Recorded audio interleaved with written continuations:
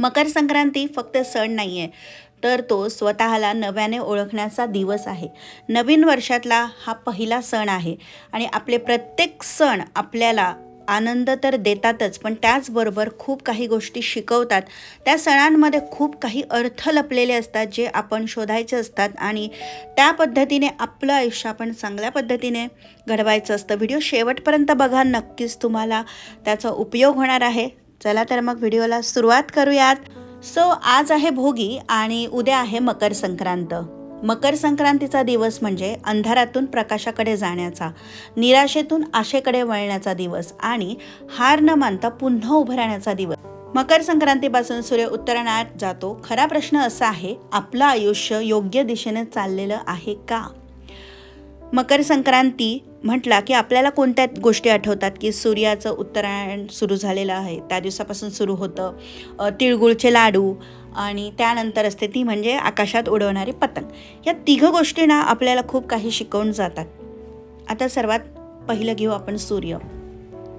सूर्य रोज उगवतो, तर कधीही थांबत नाही, कधीही तक्रार करत नाही आणि कधी म्हणत पण नाही की आज माझं मन नाही आहे, मी नाही उजाडत वगैरे वगैरे. तो फक्त एकच करतो, तो म्हणजे नियमितपणे तो उजेड देतो. आपण काय करतो? थोडं अपयश आलं की लगेच थांबतो, थोडी टीका झाली की लगेच खचतो, थोडं कठीण वाटलं की मागे फिरतो. पण आपल्याला काय शिकायचं आहे? सूर्य काय शिकवतो आपल्याला की रोज तो वेळेवर उगवतो, म्हणजे तो वेळेचं महत्त्व देतो. त्यानंतर तो कोणासाठीही थांबत नाही, त्याचं जे कर्तव्य आहे तो व्यवस्थित पार पाडत असतो. सतत उजेड देतो, म्हणजे त्याची जी सकारात्मकता आहे, उजेड देण्याची जी क्षमता आहे, सतत तो तेच काम करत असतो. कधी बघितलं आहे का की सूर्य अंधार देतोय? नाही, नेहमी तो उजेड देतो, म्हणजे पॉझिटिव्हिटी पसरवतो. ह्यावरून आपल्याला काय शिकायला मिळतं? तर मोटिवेशन येईल तेव्हाच काम करायचं असं नाही. आपलं काम हे आपण रोज करत राहायचं. रोज थोडं थोडं काम केलं की आपल्याला यश मिळतं, हे तर फिक्स आहे. आणि लोक कौतुक करो, टीका करो किंवा अजून काही, आपण थांबायचं नाही. आपल्याला माहीत आहे ना आपलं गोल काय आहे, आपलं टार्गेट काय आहे. आणि आपलं असं टार्गेट आहे की ते आपल्यासाठी, आपल्या कुटुंबासाठी खूप चांगलं आहे. मग थांबायचं नाही.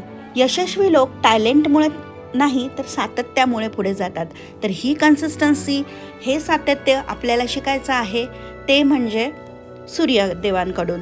आणि अजून ते म्हणजे सूर्याची योग्य दिशा. आता आपण स्वतःला विचारायचं, मी आयुष्यात रोज योग्य दिशेने चालत आहे का? की मी फक्त बिझी आहे? एवढा खरंच बिझी आहे की प्रोडक्टिव्हसुद्धा आहे? खूप लोक मेहनत करतात, पण ती कदाचित मेहनत त्यांची दिशा चुकलेली असते. त्यामुळे आपल्याला गरज असते ती मेहनत आणि योग्य दिशा. जेव्हा आपण हे व्यवस्थित करू तेव्हा आपल्याला मिळेल ते यश.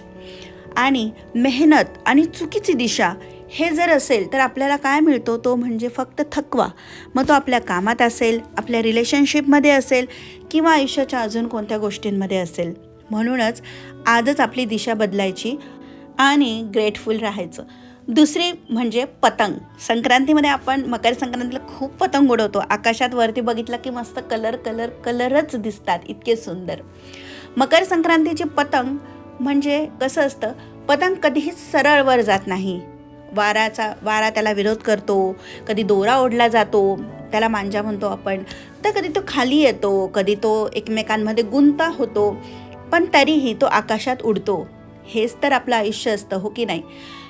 लोक काय म्हणतील? तुझ्याकडून हे होणार नाही, तुझं हे करण्याची लायकीच नाही आहे, तू फार मोठी स्वप्न बघतोय.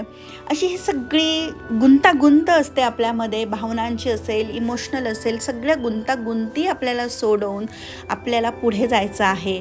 थोडासा ताण सहन करावा लागतो. तो दोरीचा ताण सहन करून जसा पतंगवरती उडतो तसं आपल्याला उडायचं आहे. आणि आयुष्यात जो ताण आहे तो तुमचं आयुष्य तोडायला नाही तर तुम्हाला उंच नेण्यासाठी आलेला आहे असं समजायचं आणि पुढे जात राहायचं. म्हणजे काय, तर आयुष्यामध्ये प्रॉब्लेम्स येतील आपल्याला, पण ते काही चुकीचे नसतात. आपण त्याला कसं टॅकल करतोय, आपण कसं त्याचा सामना करतोय, हे फार महत्त्वाचं असतं. आणि अशा वेळेस आपल्या देवावरचा किती विश्वास आहे ना, हे सुद्धा आपल्याला दिसून येतं. की दुसरी गोष्ट म्हणजे हार मानणं हे चुकीचं आहे, हे पतंगाकडून शिकायचं असतं. आपल्याला आपल्या गोलपर्यंत पोहोचायचंच आहे. मग मध्ये कितीही वारा येवो, कितीही अडथळे येवो, कितीही गुंतागुंत हो, भावनांची इमोशन्सचे कितीही काही हो, पण आपला जर फोकस क्लिअर असेल तर आपण व्यवस्थित पुढे जाणारच. आणि आपलं माइंड, आपलं डोकं खूप शांत पाहिजे, म्हणजे मग आपल्याला मेंटल ताण जे असतात ना ते कुठेतरी कंट्रोल होण्यास मदत होते. आणि पतंग दोरीशिवाय जशी उडू शकत नाही तसंच आपल्या आयुष्यामध्ये जे काही अनुभव येतात ना आपल्याला, ते घेऊन आपण पुढे जात असतो. असं कदाचितच कोणी असेल की त्यांच्या आयुष्यामध्ये अपयश, टीका, रिजेक्शन, दुःख नसेल.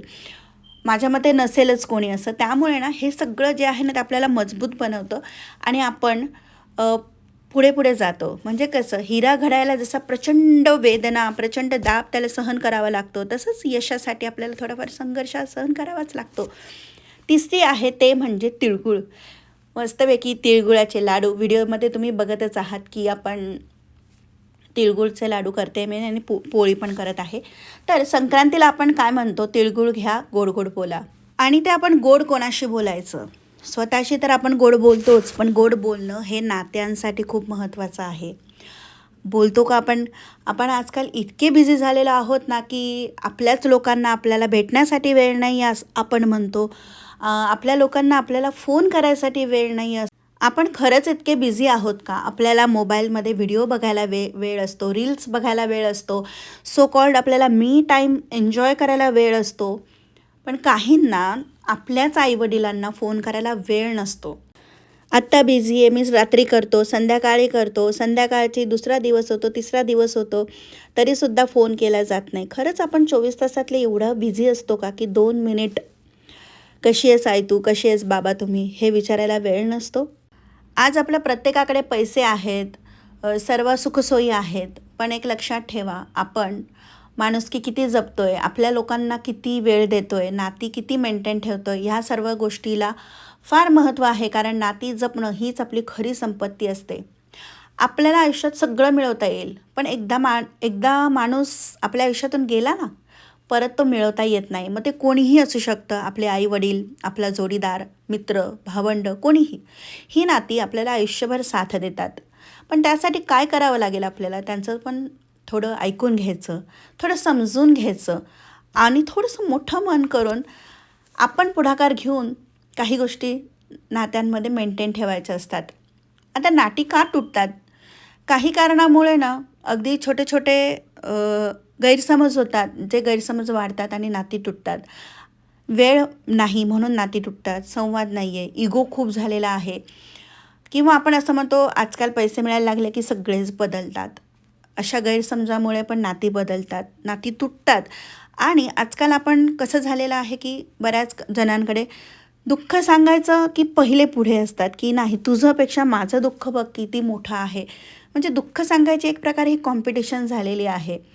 पण त्याच उलट जर आपल्याला आनंद शेअर करायचा असेल, अगदी आपल्या रिलेटिव्समध्ये, आपल्या आपल्या लोकांमध्ये, तर काय होतं, नाही हं कोणाला नाही सांगायचं आपण. नाही, हे त्यांना नाही सांगायचं, उगाच नजर लागून जाते किंवा नकोच, हे सांगायचंच नाही आपण, आपलं आपलंच ठीक आहे. हे इथपर्यंत सगळं झालेलं आहे. मग यामुळे सख्ख्यांना सांगत नाही आहे किंवा आपल्याच नात्यांवरचा विश्वास उडत चालला आहे का, हे कुठेतरी बघायला पाहिजे. तो का उडतो आहे? कारण आपण नात्यांना वेळच देत नाही आहे तेवढा. आपण आपल्याच याच्यामध्ये इतकं राहतो आहे, मग कुठेतरी इगो वाढतो आहे किंवा गैरसमज होत आहेत, संवादच संपत आहेत आणि आपण नाती कमी करतो आहे. आणि कुठेतरी मग त्यामुळे ना आपलं मनसुद्धा अशांत होत चाललेलं आहे. कारण मन शांत नसेल तर नाती कशी टिकणार? मग आपण काय करायला पाहिजे? तर दिवसातले 5 मिनिट स्वतःसाठी, त्यानंतर आपल्याला कोणाशी बोलावंसं वाटतं आहे आज, आपले आईवडील असतील, भाऊ असेल, बहीण असेल, वहिनी असेल, नणंद असेल, जे कोणी तुमचे असतील त्यांच्याशी बोला. रोज नाही म्हणत आहे मी, रोज कोणाला जमतच नाही, पण निदान आठवड्यातून एकदा, 2 आठवड्यातून एकदा. राग आला तर लगेच उत्तर देऊ नका. माफी मागायला लाज बाळगायची नाही. माफी मागणं म्हणजे आपण काही छोटं होतो असं नसतं. आणि लक्षात ठेवा, माफी इगो कमी करते, पण नातं मोठं करते. वाटत असेल गैरसमज झाला, बोलून मोकळा करा, मनामध्ये ठेवू नका. आणि आजकाल आपण सगळं कमवू, पण नाती कमवणं हे पैसे देऊन नाही कमवता येत. त्यामुळे आपले जे आजोबांपासून चालत आलेलं आहे, त्यांच्या आजोबांपासून पिढ्यानपिढ्या जे चालत आलेलं आहे की सगळी नाती कुटुंब हे जपले पाहिजे. आजकाल एकत्र कुटुंब तर नाहीच, परंतु जेव्हा भेटू बोलू तेव्हा छान संवाद झाले पाहिजेत. आणि बस आपल्या जनरेशनतून पुढच्या जनरेशनला हे चांगले गुण पुढे पास ऑन व्हायला पाहिजे, म्हणजे पिढ्यानपिढ्या ही जनरेशन आपली नाती ही मेंटेन राहतील. तर येस, कसा वाटला तुम्हाला आजचा व्हिडिओ नक्की कमेंट करून सांगा. मन जपा आणि आपली नाती जपा आणि तिळगुळ घ्या, गोड गोड बोला सगळ्यांशी. तोंडावर गोड, पाठीमागून काही बोलताय असं नाही करायचं. जे आहे ते छान स्पष्ट नीट चांगल्या शब्दामध्ये समोरच्याशी बोलायचं. तर आय होप तुम्हाला आजचा व्हिडिओ आवडला असेल. व्हिडिओ आवडला असेल तर चॅनलला सबस्क्राईब करा आणि कमेंटमध्ये लिहा तिळगुळ घ्या, गोड गोड बोला. चला तर मग आपण आपला तिळगुळ कमेंट थ्रूच देऊयात. आय होप तुम्हाला आजचा व्हिडिओ आवडला असेल. चला पुन्हा भेटूयात नवीन एका व्हिडिओमध्ये. तोपर्यंत स्वस्त राहा, मस्त राहा आणि स्वतःची काळजी घ्या पतंग उडवताना.